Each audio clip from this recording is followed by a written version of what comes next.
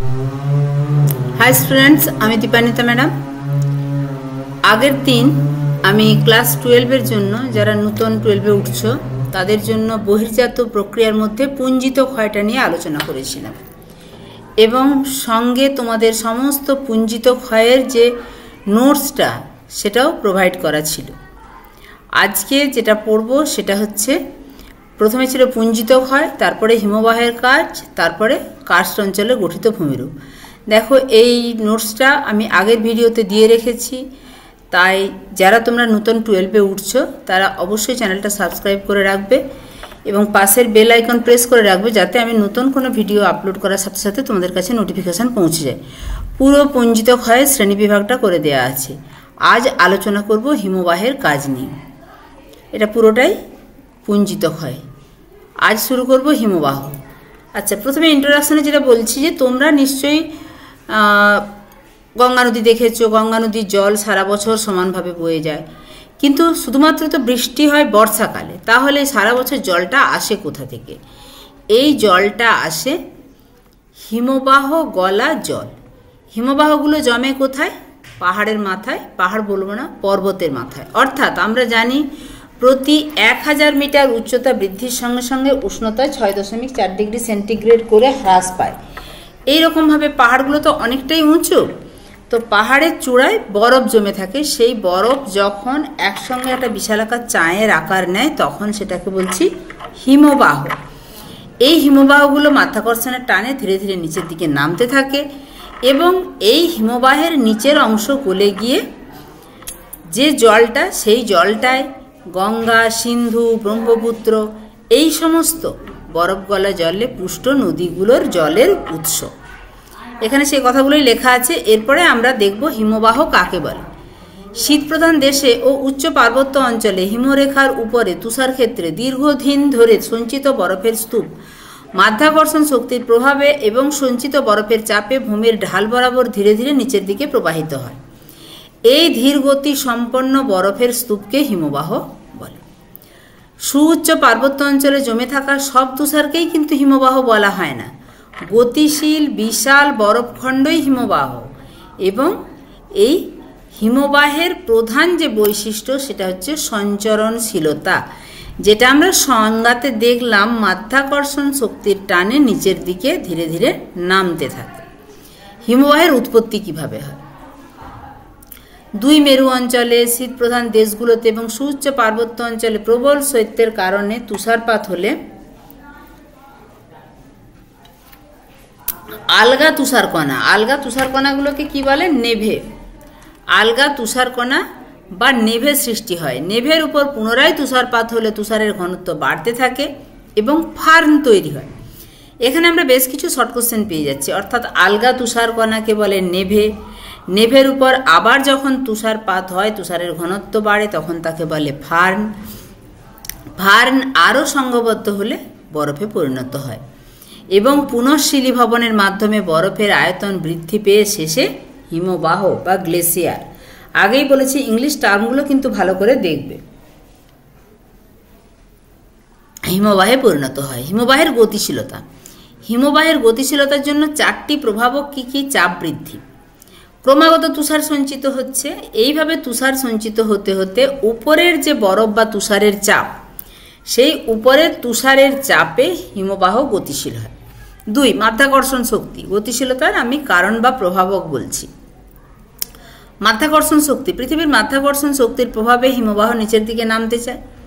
বরফের গলন, উপরের চাপে নিচের স্তরের কিছু পরিমাণ বরফ গলতে আরম্ভ করলে বরফ গলা জল হিমবাহের গতিপথকে আরও পিচ্ছিল করে তোলে। উষ্ণ আবহাওয়া, শীতকাল অপেক্ষা গ্রীষ্মকালে হিমবাহের গতিবেগ বৃদ্ধি পায়, কারণ এই সময় তলার যে বরফের অংশটা, এই যে উপরের পরপর পরপর লেয়ার হয়ে হয়ে তুষার জমছে, উপরের তুষারের চাপে নিচের বরফের গলনটা উষ্ণ আবহাওয়াতে বেশি হয়, ফলে হিমবাহ যেটা বলবো কি স্লিপ করে তার গতি বৃদ্ধি পায়। এই কারণগুলি পৃথকভাবে অথবা একসাথে ক্রিয়া করে হিমবাহের গতির উপর প্রভাব বিস্তার করে। ভূবিজ্ঞানীরা লক্ষ্য করেছেন হিমবাহ প্রধানত 3টি প্রক্রিয়ায় অগ্রসর হয়, যথা অভ্যন্তরীণ নমনীয় প্রভাব, অভ্যন্তরীণ নমনীয় প্রবাহ বলতে কি না ইন্টারনাল প্লাস্টিক ফ্লো। 2 হচ্ছে হিমবাহের দৈর্ঘ্য বরাবর পর্যায়ক্রমে প্রসারণ ও সংকোচন প্রবাহ, সেটাকে বলছে flow of altering expansion and contraction along the glaciers length.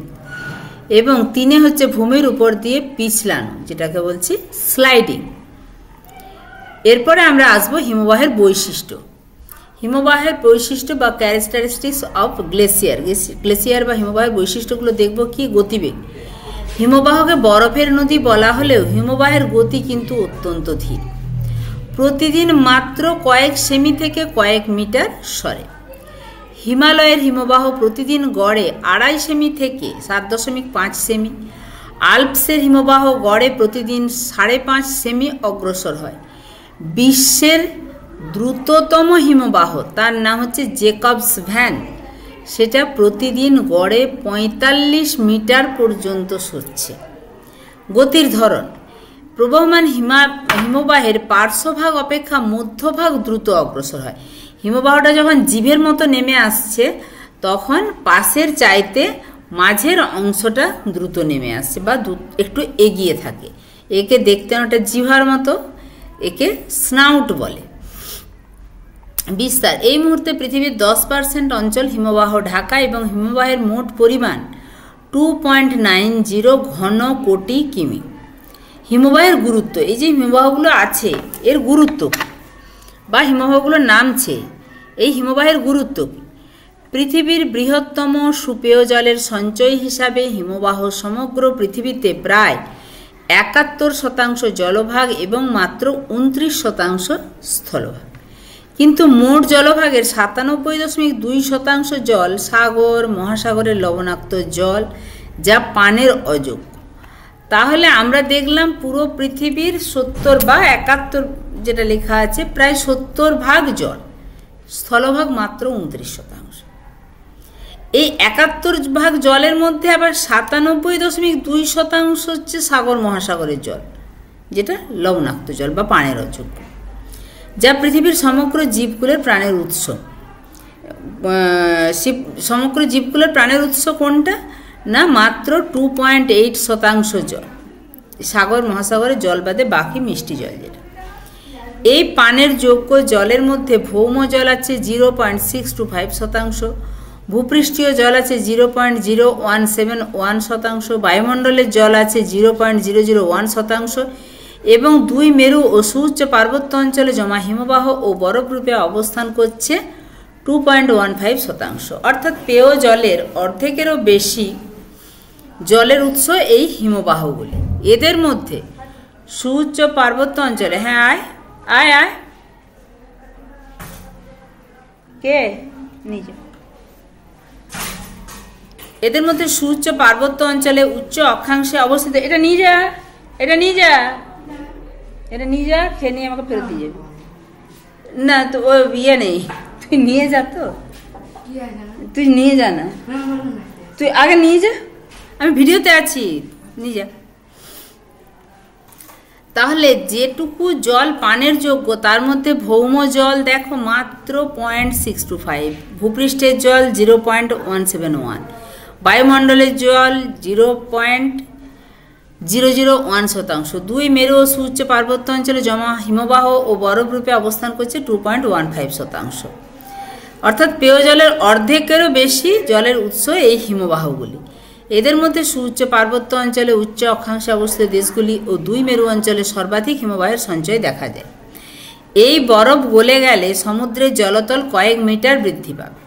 তাছাড়া পার্বত্য অঞ্চলের হিমবাহ গলা জল পৃথিবীতে প্রবাহিত অসংখ্য নিত্যবহ নদীতে প্রবাহিত হয় এবং কৃষিকাজের প্রয়োজনীয় জলের যোগান দেয়। ঠিক আছে, এইটা তোমরা ডেটা ভিত্তিক, ডেটাগুলো মনে রাখবে। কোশ্চেন যে কোনো জায়গা থেকে আসতে পারে, এমসিকিউ কোশ্চেন থাকবে। এরপরে রেগুলেশন কাকে বলে? প্রবল চাপে হিমবাহের নিচে ভূমির সীমানা বরাবর গলনাঙ্ক কমে জল বরফে পরিণত হয়। পরে চাপ হ্রাস পেলে ওই জল পুনরায় বরফে পরিণত হয়। এই পদ্ধতি হলো পুনর্জমাটন বা রেগুলেশন। এই পদ্ধতিতে নিচের সীমানা বরাবর বরফ পিচ্ছিলকারক হয় বলে ঢাল বরাবর নিচে নামতে পারে। তাহলে বরফ বা হিমবাহ যে নিচের দিকে নামতে পারে সেটা রেগুলেশনের কারণ।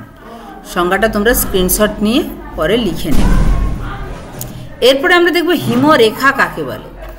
পাহাড়ের উপরে একটা নির্দিষ্ট উচ্চতায় গেলে জল জমে বরফে পরিণত হয়, বা একটা নির্দিষ্ট উচ্চতা পর্যন্ত জল তরল আকারে থাকে, তার উপরে হয়ে যায় বরফ। এই পৃথিবীপৃষ্ঠে যে কাল্পনিক সীমারেখার উপরে সর্বদা বরফ জমে থাকে এবং যে রেখার নিচে বরফ গলে জলে পরিণত হয় তাকে কি বলে? হিমরেখা বলে। মংকহাউসের মতে সর্বদা বরফাচ্ছাদিত অঞ্চলের নিম্নতম প্রান্তরেখাকে হিমরেখা বলে। তাহলে বরফ আচ্ছাদিত যে অংশ তার নিম্নতম অংশটা হচ্ছে হিমরেখা। হিমরেখার বৈশিষ্ট্য, ক্যারেক্টারিস্টিক্স অফ স্নো লাইন, এটি একটি কাল্পনিক সীমারেখা। অক্ষাংশের মান বৃদ্ধির সঙ্গে সঙ্গে যেহেতু উষ্ণতা কমতে থাকে তাই হিমরেখার উচ্চতাও কমতে থাকে। তাই নিরক্ষীয় অঞ্চলে হিমরেখার উচ্চতা কিন্তু অনেক উঁচুতে বা অনেক উপরে হয়। হিমালয় পার্বত্য অঞ্চলে স্থান বিশেষে 4000 থেকে 5000 মিটার উচ্চতায়, মেরু অঞ্চলে সমুদ্র সমতলে হিমরেখা অবস্থান করে। হিমরেখা বরাবর হিমবাহ গলতে শুরু করে বলে নদীর উৎপত্তি ঘটে। এরপরে হিমরেখার নিয়ন্ত্রণকারী বিষয়সমূহ। হিমরেখার উচ্চতা বা অবস্থান নির্ভর করে অক্ষাংশ, উচ্চতা, ভূমির ঢাল, ঋতু পরিবর্তনের। আচ্ছা, এটা ঋতু পরিবর্তনের উপর হবে।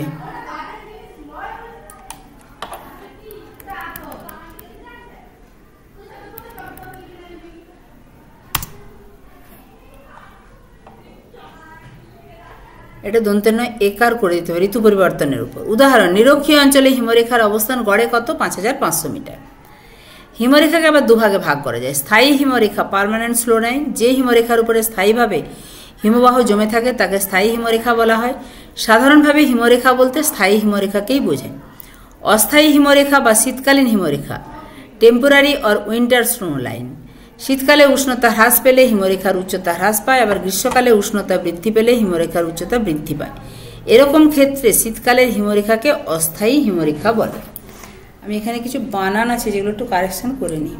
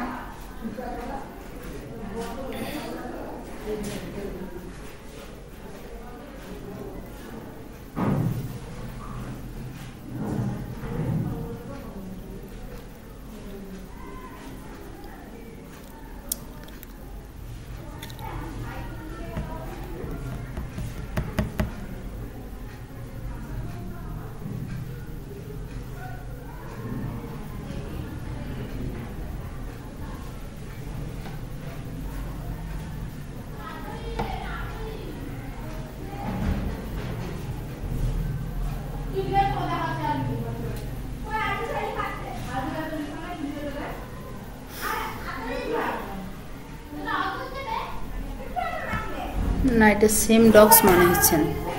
আচ্ছা, যাই হোক, এখানে উষ্ণতা বৃদ্ধি পেলে, এটা বানানটা ভুল আছে, উষ্ণতা বৃদ্ধি পেলে হিমরেখার উচ্চতা বৃদ্ধি পায়। এরকম ক্ষেত্রে শীতকালের হিমরেখাকে অস্থায়ী হিমরেখা বলে। হিমবাহের শ্রেণী বিভাগ। বিজ্ঞানী আলম্যান হিমবাহকে 11টি ভাগে ভাগ করেছেন। সেগুলো কি কি? গভীর খাতের আকারে বিস্তৃত হিমবাহ, তার মধ্যে আছে মহাদেশীয় হিমবাহ, হিমবাহ টুপি বা আইস ক্যাপ, পার্বত্য হিমবাহ। নির্দিষ্ট খাতে প্রবাহিত হিমবাহ, উপত্যকা হিমবাহ, সার্ক হিমবাহ, প্রাচীর পার্শ্ব হিমবাহ, ভাসমান হিমজিভা, ছেদক হিমবাহ। পাদদেশীয় সমভূমির হিমবাহ, তার মধ্যে আছে পর্বতের পাদদেশীয় হিমবাহ, পাদদেশীয় হিমবাহ, ভাসমান হিমশৈল। এগুলির মধ্যে কিন্তু 3 প্রকার হিমবাহই প্রধান। সেগুলো কি কি? মহাদেশীয় হিমবাহ বা কন্টিনেন্টাল গ্লেশিয়ার। এক সেকেন্ড।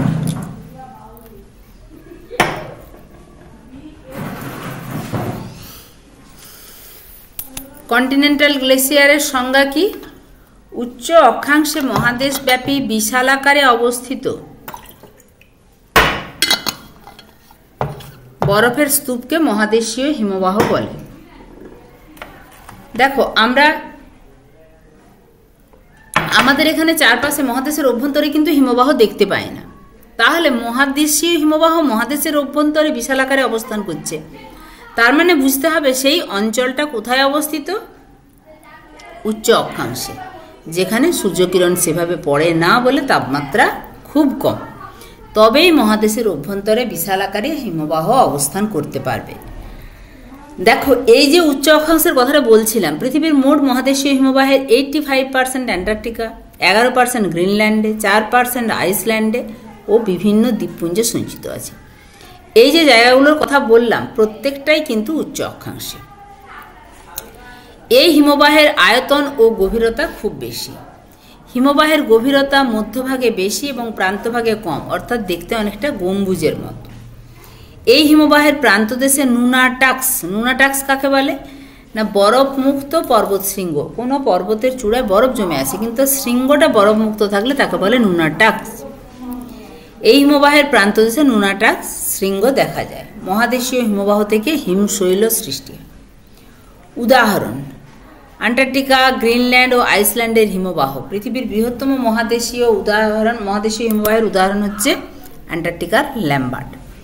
এরপরে পার্বত্য বা উপত্যকা হিমবাহ। সুউচ্চ পর্বত বা পর্বতের উপত্যকায় দীর্ঘকাল ধরে স্তূপাকারে তুষার জমে বরফে পরিণত হলে এবং তা অভিকর্ষের টানে নেমে এলে তাকে পার্বত্য বা উপত্যকা হিমবাহ বলে।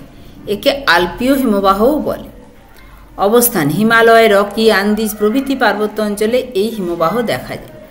তাহলে দেখো, আগেরটা মহাদেশীয় হিমবাহ মহাদেশের অভ্যন্তরে, আর পার্বত্য বা উপত্যকা হিমবাহ কিন্তু সবসময় দেখা যায় কি সুউচ্চ পর্বত বা পর্বতের উপত্যকায়। দীর্ঘকাল ধরে স্তূপাকারে বরফ জমতে জমতে এই হিমবাহের সৃষ্টি হয়। একে আল্পীয় হিমবাহ বলে। হিমালয়, রকি, আন্দিজ এই সমস্ত পার্বত্য অঞ্চলে এই পার্বত্য বা উপত্যকা হিমবাহ দেখা যায়। বৈশিষ্ট্য: এগুলি উচ্চ স্থান থেকে নিচের দিকে মাধ্যাকর্ষণ শক্তির দ্বারা বাহিত হয়। এই হিমবাহ আয়তনে সুবিশাল হয় না। এই হিমবাহের মধ্যভাগ অবতল প্রকৃতির হয়। উপত্যকায় হিমবাহে বার্গসুন্ড ও ক্রেভাস দেখা যায়। উদাহরণ: পৃথিবীর বৃহত্তম উপত্যকা হিমবাহ হল আলাস্কার হুবার্ড এবং ভারতের দীর্ঘতম উপত্যকা হিমবাহ হচ্ছে সিয়াচেন। তাহলে পৃথিবীর বৃহত্তম উপত্যকা হিমবাহের নাম শর্ট কোশ্চেনে থাকতে পারে, সেটা হচ্ছে আলাস্কার হুবার্ড। আবার ভারতের সবচেয়ে বড় বা দীর্ঘতম উপত্যকা হিমবাহ সেটা হচ্ছে সিয়াচেন। এরপরে আমরা পড়ব পর্বতের পাদদেশীয় হিমবাহ, পিডমন্ট গ্লেসিয়ার। এই পিডমন্ট গ্লেসিয়ার, আগেরটা বললাম মহাদেশীয় হিমবাহ যেটা মহাদেশের অভ্যন্তরে। পর্বতের পাদদেশীয় হিমবাহ পর্বতের ঠিক নিচের অংশে বা উপত্যকায় নেমে আসছে, সেটা পার্বত্য বা উপত্যকা হিমবাহ। এরপরে পর্বতের পাদদেশ অঞ্চলে একদম সমভূমিতে নেমে আসছে। উচ্চ অক্ষাংশে পর্বতের পাদদেশে উষ্ণতা হিমাঙ্কের নিচে থাকলে উপত্যকার হিমবাহ নেমে না এসে তখন গলে যায়, পাদদেশে অবস্থান করে। একে পাদদেশীয় হিমবাহ বলে।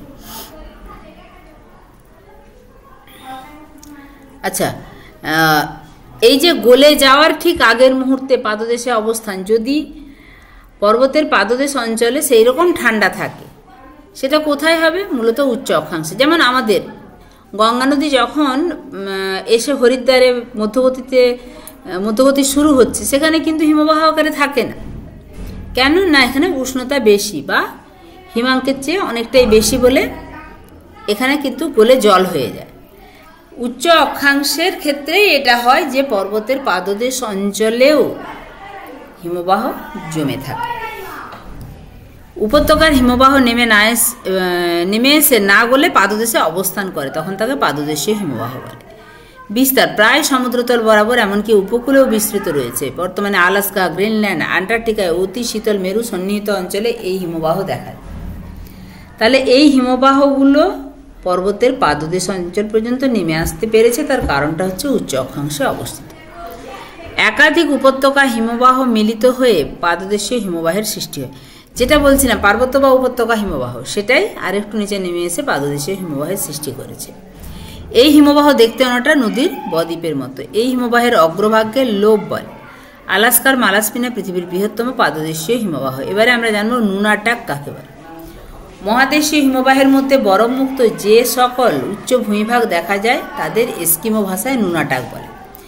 গ্রিনল্যান্ড ও অ্যান্টার্কটিকায় এরূপ নুনাটাক দেখা যায়। মাউন্ট তাকাহি হল নুনাটাকের উদাহরণ।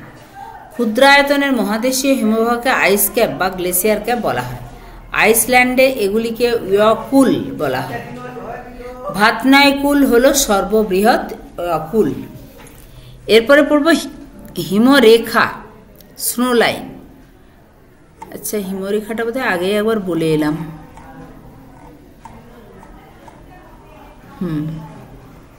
স্থায়ী অস্থায়ী হিমরেখা, তাহলে এই হিমরেখাটা আমি এখন আর যাচ্ছি না। হিমশৈল, সমুদ্রে ভাসমান বিশালাকৃতির বরফের স্তূপকে হিমশৈল বলে। সুমেরু ও কুমেরু অঞ্চলে মহাদেশীয় হিমবাহের প্রান্তীয় অংশ বিভিন্ন কারণে যখন ভেঙে গিয়ে সমুদ্রে ভাসতে থাকে তখন তাকে হিমশৈল বলা হয়। হিমশৈলের 8/9 ভাগ জলের নিচে ডুবে থাকে এবং 1/9 ভাগ জলের উপরে ভেসে থাকে। বিখ্যাত টাইটানিক জাহাজ এই হিমশৈলের ধাক্কা খেয়েই কিন্তু ডুবে যায়। এই হিমশৈলগুলি উষ্ণ স্রোতের সংস্পর্শে এসে গলে গেলে হিমশৈল পরিবাহিত নুড়ি, বালি, কাদা, শিলাচূর্ণ এগুলো জমে কিন্তু মগ্ন চড়ার সৃষ্টি হয়। তাহলে হিমশৈল কাকে বলে না, সমুদ্রে ভাসমান বিশালাকৃতির বরফের স্তূপ। এই হিমশৈলের ধাক্কাতেই কিন্তু বিখ্যাত টাইটানিক জাহাজ তার প্রথম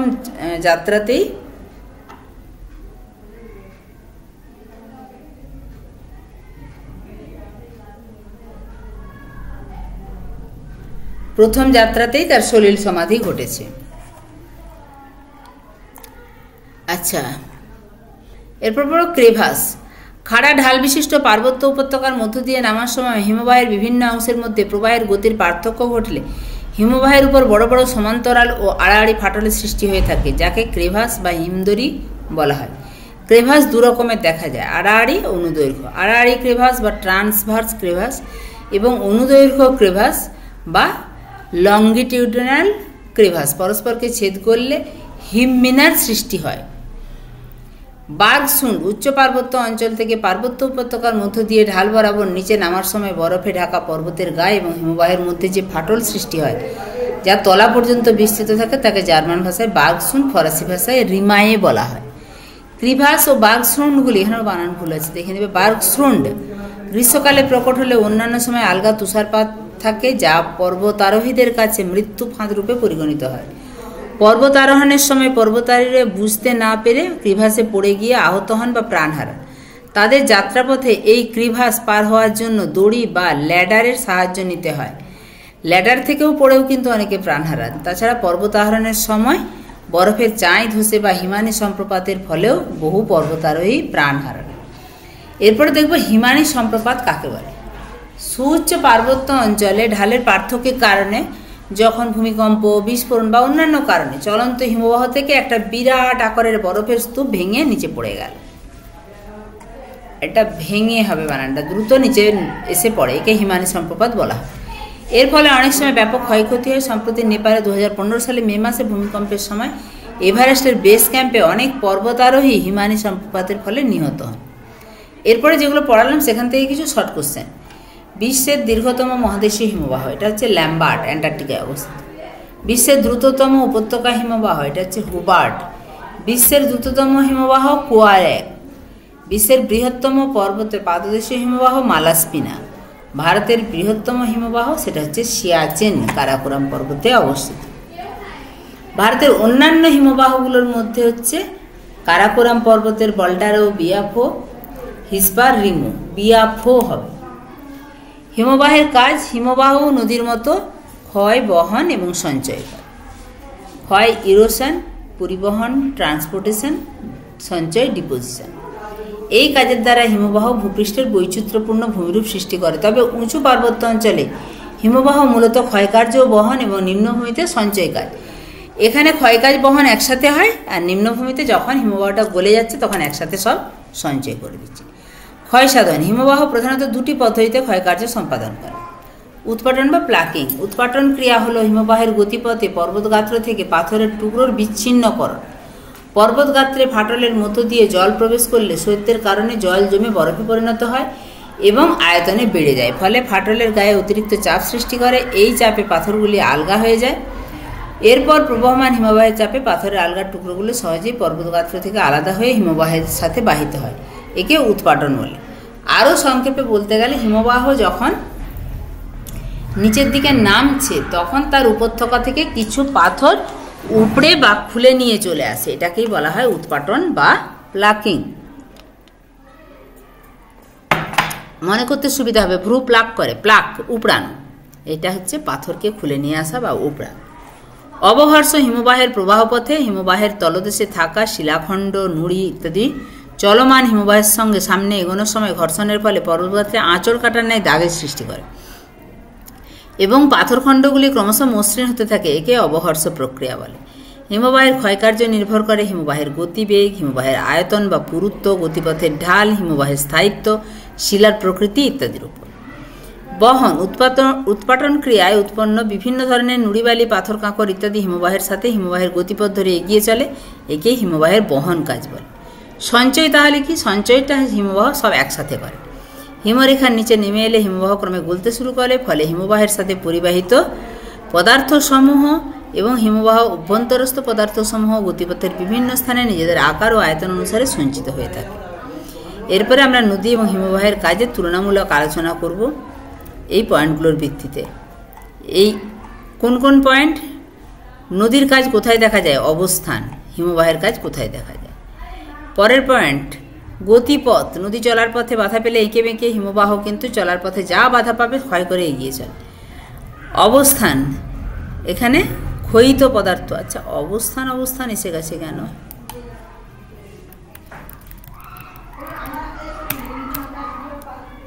এটা ক্ষয়িত পদার্থ।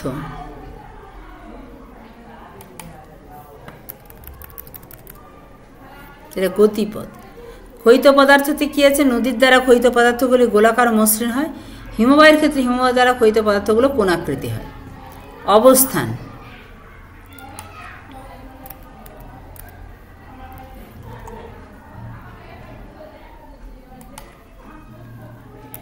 কোনো কারণে এটা কপি হয়ে থেকে গেছে। উপত্যকার আকৃতি, নদী উপত্যকার আকৃতি ভি অক্ষরের মতো, হিমবাহ উপত্যকার আকৃতি ইউ অক্ষরের মতো।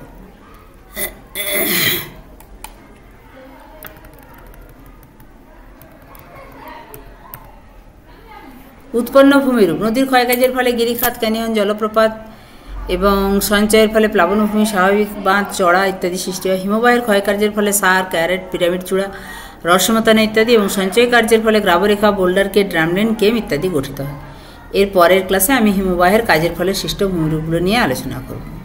ঠিক আছে, আমি কিন্তু তোমাদের পুরো সিলেবাস অনুযায়ী সমস্ত নোটসটাই দিয়ে যাব এবং সঙ্গে যা যা এমসিকিউ হতে পারে সেটা সম্পূর্ণ আলোচনা করব। তাই অবশ্যই চ্যানেলটার সাথে থেকে তোমরা পরপর ক্লাসগুলো দেখতে থাকো। দেখেছো কত বড় নোটটা দেয়া আছে। এটা অবশ্য বইতে তোমরা আরও অনেক বেশি তথ্য পাবে, তাই আশা করব এইটুকু অন্ততপক্ষে তোমরা পড়বে। ঠিক আছে, টাটা।